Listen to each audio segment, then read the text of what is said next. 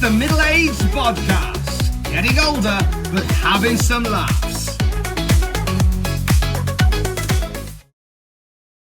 Welcome to the Middle-aged Bodcast with me, Raging Rich. And me, T.A. Shalana. And T.A., this week, if my calculations are correct, when this podcast hits 88 miles per hour, you're going to hear some serious nostalgia.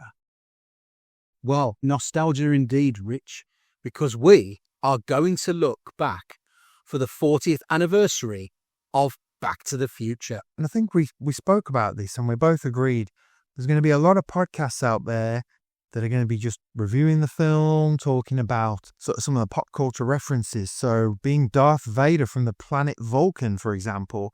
But we wanted to look at this more from a podcast perspective in some respects. Yeah, I mean, when you pitched this one to me, Rich, I thought the first thing is I've not seen this film in a very long time.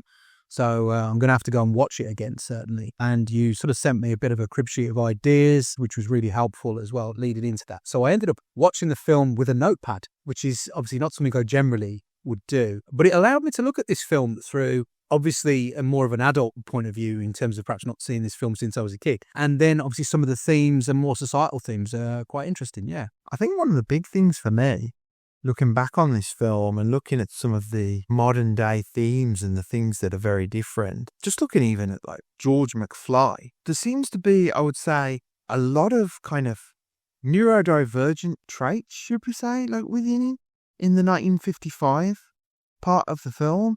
Obviously, at the start of the film, him and Lorraine are on the rocks, and then at the end of the film, he's a successful writer, and the personality switches are very different there as well.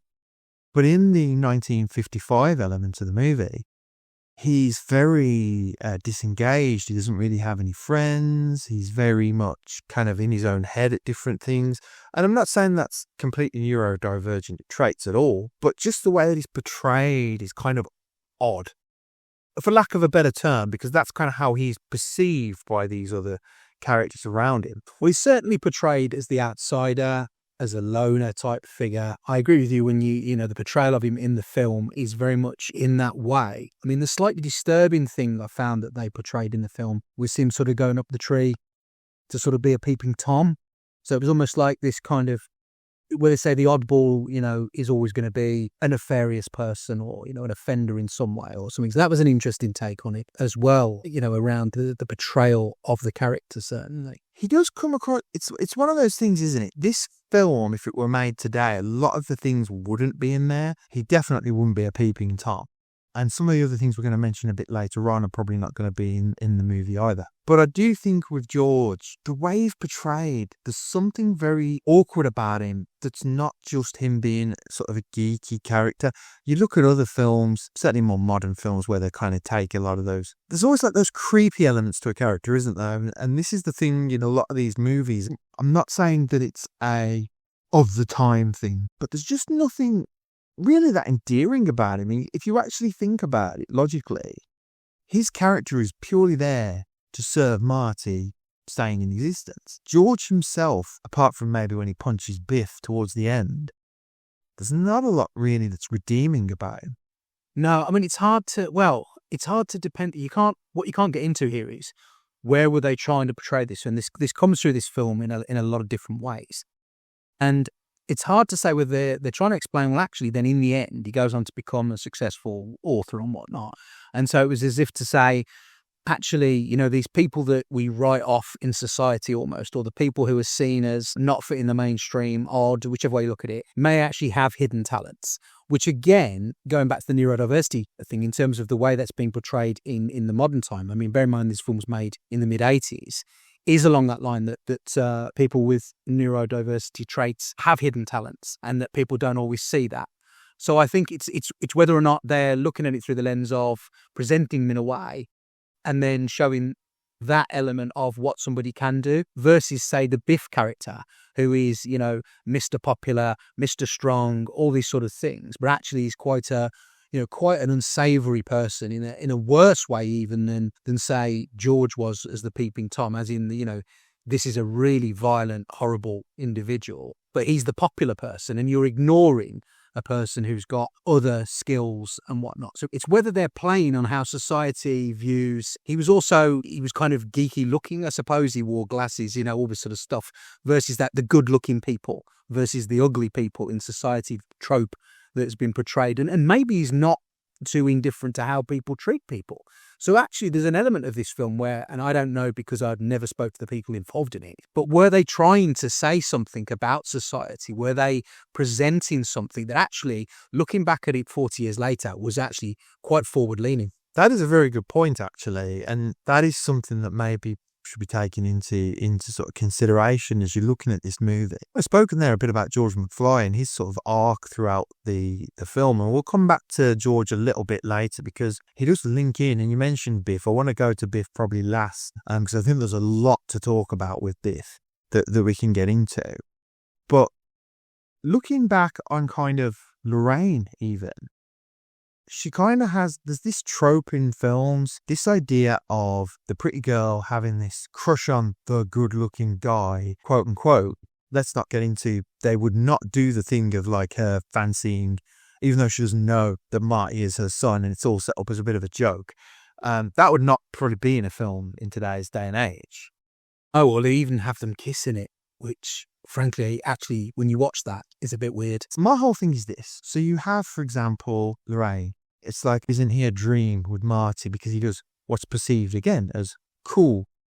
And yet she doesn't really know him. She's literally met him that day because he obviously pushes George out of the way when Lorraine's dad hits him with a car. And they kind of look after him and she sort of nurses him back to health. And that's how George and Lorraine meet in the original version of 1955. Obviously, Marty goes back there. He changes all of that. And it's him that gets hit. And then Lorraine starts sort of falling for him. And taking away that kind of weirdness of, oh, this is her son. Taking that away completely. Just purely she doesn't really know anything about him. He's just this guy who's there, who she kind of perceives to be attractive and cool. And yet, in truth, she doesn't notice George at all. Like, he tries to introduce George to her a couple of times. And I know there's the bit with George going up to try and talk to her and say, you are my density and all that kind of stuff. But actually, Marty, in the end, kind of says the only way he can get her to like George is for him to basically try and do the thing that Biff tries later on in some respect. And for George to kind of catch them and be the hero. But this is something that happens all the time in movies, especially of this sort of period. You have the girl who's like so enamored with someone purely because of the way they look as well in some respects, not even the way they act. They can do anything to them in the movies and they don't care till this final act. And then this one act of heroism from George kind of makes her go, oh my God, and we got to talking and all of this. And you think it just feels very strange. In truth, the movie, Marty is just there to facilitate the whole story. If Marty wasn't there, that story would be very different and you'd have her learning about George, I'm sure. But you don't get any of that. And yet she still ends up with him. It's really strange. So what you're saying is they don't really present how or why she would have then fallen for him in terms of if it had played out, in terms of normal time of them getting to know each other and her finding out, oh, actually, he's got these interesting traits to him that other people don't have that she wouldn't ordinarily see. But I'm not convinced in some respects around the trope. How far removed is the trope from reality? Because let's be brutally honest, society is so often driven by, what somebody looks like. And that kind of dynamic is all the films of that era were really reflecting to some degree is maybe not too indifferent to human behaviour in a lot of ways. That actually on first sight somebody may look at somebody and think versus getting to know somebody, etc. And making judgments and assumptions all the time of somebody and who somebody is, not knowing the other things that sit then within their personality and whatnot. So it's almost to take them back on society, isn't it? To say, this is how you behave out there. You would look at this particular individual and go, look, he's just a really, really good looking guy. So he's just a wonderful person. And then, so there's all those kind of things. There are so many things in this film, Rich, that, for a family film, it just wouldn't wash some of it today, obviously. There's racism in it, quite open. There are comments made that obviously not acceptable. But there was an interesting thing as well about, again, I don't know what your view is on this, where it felt to me like they're also looking back saying, look at how wonderful and perfect the mid-50s was. And there's a scene in it where they introduce the television set and they're at the dinner table. And suddenly the conversation goes from them chatting with Marty and trying to learn about him to it becoming the conversation about the TV and the TV program. And then the modern world has said that was the beginning of things that started to break down family. You know, people then sat in front of the TV, or you had, when we were kids had got TVs in their bedroom, were not having dinner with their families, people becoming disconnected. And it showed 1955 as this town was tidy and neat and wholesome, and everyone was so smart and all the rest of it. And then sort of when it goes into 85, very much along the lines of like X-rated films, there's a guy sleeping rough on a bench, and, you know, it's kind of saying that we've gone sort of a darker side of life, almost, of morality has gone. I mean, was the film really dipping into that? It's interesting because if you actually look at other films that have followed that go into the future, I'm thinking of things like Demolition Man, for example, and you look at the idea of you can't have a thought of your own, an original thought, if you don't fit in with what is perceived by the government and the people in power, then you're driven to go underground and whatnot. You're right, in a way, they're looking back on 1955 and they kind of go, well, look at these things and the way that there's such a positive look at this era and everything about it. And then, as you say, as it's going on, you kind of look at the 80s and all the changes that came through and the differences that then happened.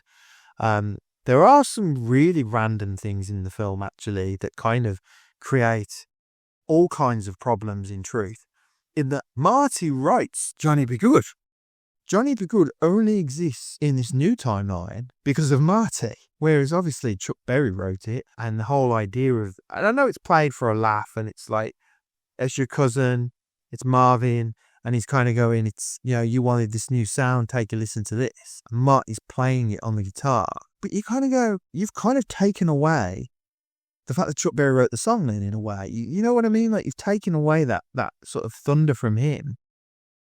And it's just such a strange kind of weird, I don't know. Well, there's a racist element to that as well, isn't there? Because you're then having a white character, then essentially portrayal is of them writing it, and then a black person is taking it on rather than the black person has done it. Which again, in this particular film, you had the black musicians who were there performing in the town, yet there was only one other black person ever shown in the town working in the diner.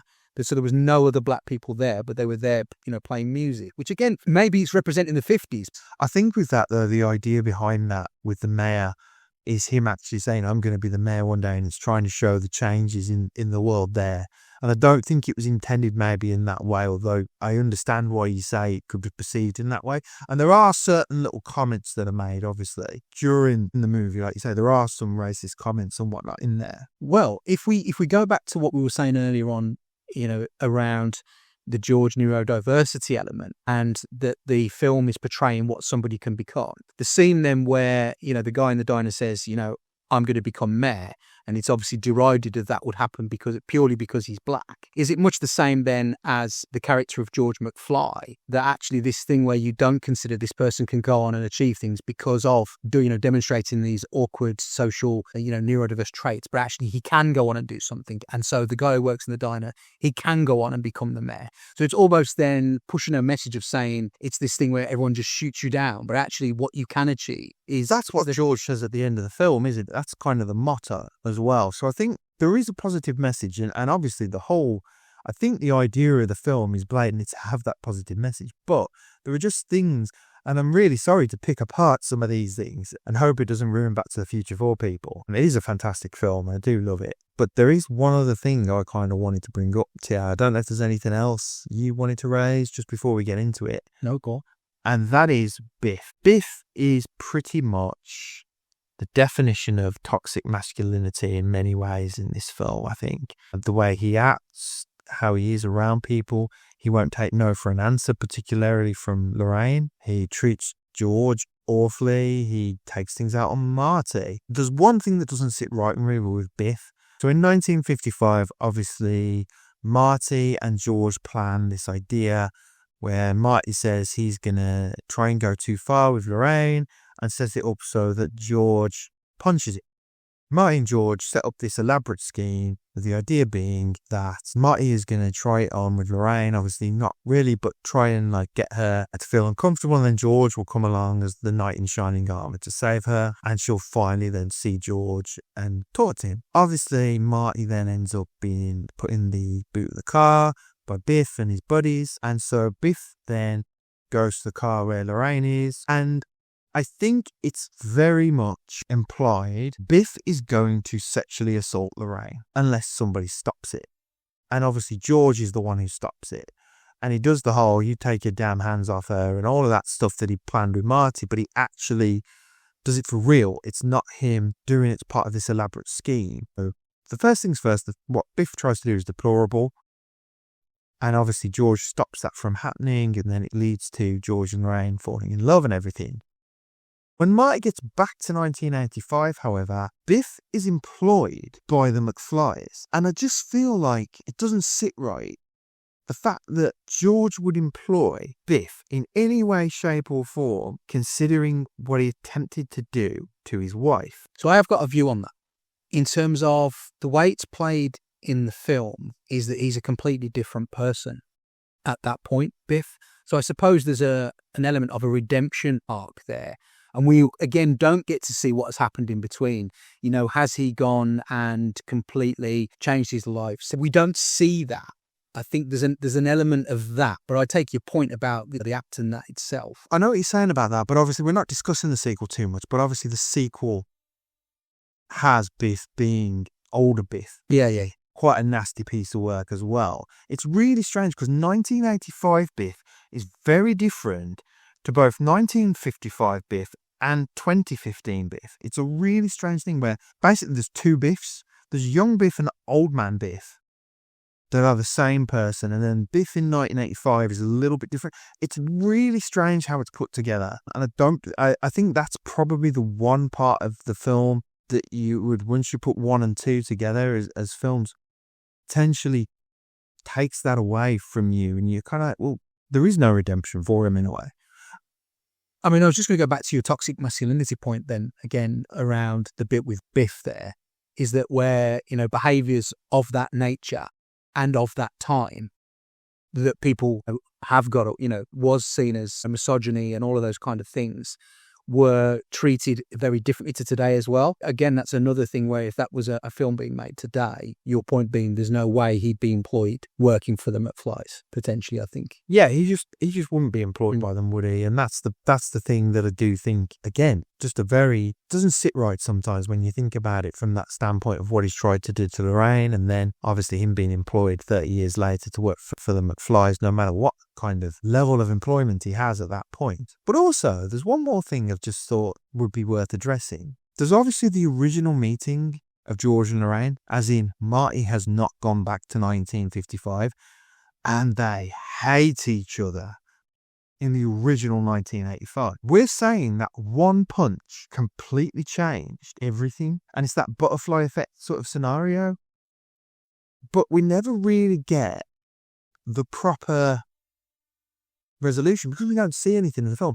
And I do think that's something that's kind of glossed over in certain ways. Well, the other issue with that as well, Rich, is then to even for George to get to a point where she will give him the time of day, he's got to act more like Biff, be violent, and supposedly be more of a man than the character that he is. And that's the only way she recognises him as somebody of value in the first instance. Whether she goes on to see him of great value for everything else he can do, in that first instance, the only way is through an act of violence. So that in itself is not great. And that wouldn't say much about her then, in that sense, that there's no way that she could see him becoming of somebody of worth to her without presenting that in the first instance. That's very true. It's very true. Just some thoughts about the film, some alternative takes on it, really. It is a fantastic movie. I do enjoy it a lot watching it, but it is that kind of looking back on it. You look back on it as you're older with a different sort of lens than you would when you were younger. There are a lot of other things I suppose we could bring up as well, especially when you put the trilogy together. Certainly like Doc Brown, for example. Obviously, I don't want to go too far into Back to the Future 3 at the moment because I know you've been rewatching and watched the first two, and I haven't rewatched the third one just yet, so I don't want to go too far into that. You'll note there was a bit where in the cinema you had Ronald Reagan was then, in terms of his career as an actor, was featured. But of course, the film being set in 85, he actually is then, president of the United States. And I think there's a quote within it that says that no wonder Reagan's president when you have to look good on TV. As in, he'd been an actor, so he'd had that professional training. Mrs. Sholano said, obviously that's one of the things that you look at even today, politicians, they want them to show this confidence and competence to voters. So, of course, somebody who can act and perform in front of a camera, being a really interesting dynamic on that. And actually, that's them gone now. It's so huge in how, politics is sort of run in terms of that portrayal. So that was an interesting thing that certainly that she picked out of it. I mean, of course, yeah, you look at it in terms of as if it was a great family film in 1985, almost could not be made in that way today. And we're sort of sitting here saying, here's this fabulous, fantastic, fun film. And then we're saying, if you just take out the misogyny, the violence against women, the gender balance, the racism, all of these sort of things, the toxic masculinity, the presentation of, of characters with different traits and all the rest of it, you've got a really great family film. And that's an interesting take. Yeah. It is a really interesting take. And I think obviously we delved into the story of the film way more than anyone probably would have and should have. If you treat it just as a film to enjoy, obviously you're going to really enjoy it. It is a great film, great soundtrack. Some really big name actors in there of the time as well. Interestingly, obviously, just sort of to make a point, the sequel led to a lot of changes in Hollywood as well, with Crispin Glover not reprising his role. He didn't reprise his role as George McFly. So all of the footage of George McFly 1985, obviously Crispin Glover, he played the role in the original film and he didn't return for the sequel. And they actually had an actor called Jeffrey Weissman play George McFly as an adult in Back to the Future 2. And he essentially wears a prosthetic to portray George. They do a lot of sort of prosthetics and things like that to hide that it's not Crispin Glover. But then when they do the 1955 scenes in Back to the Future 2, they reuse all this stock footage of Crispin Glover and they did not pay him. His likeness is in that movie and it led to this really big uproar in Hollywood. So in the credits, we actually have Glover is given the credit for playing George McFly in the Back to the Future footage. He actually did sue the makers of the film over this because obviously it made it look like he part of the film. He wasn't paid for the reuse of that footage of him. It was resolved outside of court and he was awarded some damages for that, but it did lead to changes in Hollywood. So obviously allowing for actors to then be paid for their likeness to be reused in sequels and things like that. Yeah, it was a huge thing. And actually there's some great podcasts out there from a few years ago and various interviews that Crispin Glover has done. And you can find out a lot more about that. But yeah, that was a really interesting thing as well. So he doesn't reprise his role at all in the sequels, despite them using footage of him. I suppose I take the point there where in terms of they kind of, it was almost looks like it was him, but they've used like methods, like you say, sunglasses, shots from, further away, rear shots, different things, hats and all, whatnot, I suppose, to make that less of an obvious that it's an actor change. And then obviously the reuse of the footage, yeah. And then the reuse of the footage. But yeah, I mean, again, I suppose that all gets into contracts and different things. So it's an interesting dispute. And it's another level to the film. I mean, I don't know why he wasn't requested for the second film. I don't know if there's anything about that. I think he didn't want to do it. I think that was the thing. And so they just went with stuff anyway. I think that was what happened. I can't fully remember. But it's interestingly enough because they did change the actor who plays Jennifer from the first one to the second one. So Claudia Wells played Jennifer in the first film and she left because I think her mother wasn't well. And so she just didn't reprise her role so she could go and care for her mother. And so Elizabeth Shue actually takes on the role of Jennifer in the second film and also briefly in the third film as well. So yeah, it's a really interesting thing, the fact that they didn't just completely recast George. Like, they obviously had to reuse the footage in some respects of Back to the Future 1 for the plot, because they would have had to have reshot everything, and I suppose it would have cost a lot more money. But it's, yeah, there you go. That's something as well that's certainly led to some big changes in Hollywood. But a hugely successful franchise. Yes, indeed. Much loved film by many people, and it is 40 years old, which makes it absolutely perfect, Rich, for being part of the Middle-aged Bodcast. It does indeed. It does indeed. Couldn't be any more of the right sort of timing for such a discussion around this kind of thing. But it is interesting looking back on films from a different time and through a different lens of watching something as a child and watching something as an adult, and the changes in society and the changes in time and the reflections. Yeah, really interesting. Because I think the other thing around going back to the bit with the George McFly character and the neurodiversity is, audiences watching that in 1985 would not have been saying that. They would have just been, commenting on the oddball character type thing.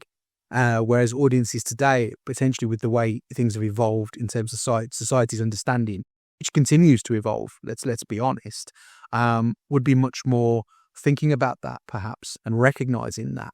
So I having watched the first film, and I've just rewatched the second film as well, I think that is the interesting thing about this in terms of its forward-looking nature in how it's been portrayed, and looking at society in some respects is quite something actually, and it's great to watch that within popular culture where it's done it really well. Yeah, I think so. I do think so. And sort of just wrapping up now over this particular episode, obviously you've got Back to the Future 3 to watch to sort of finish the trilogy, and as I say, I don't want to give too much away because I'm sure you have seen it before, but probably not in a long time. But yeah, I think great film if you sort of view it as an entertaining piece, but obviously as you delve deeper into it as we have today, you may notice some things that if it was made today would not be in the movie, but still a really good fun film to watch. And yes, where we're going, we don't need roads apparently.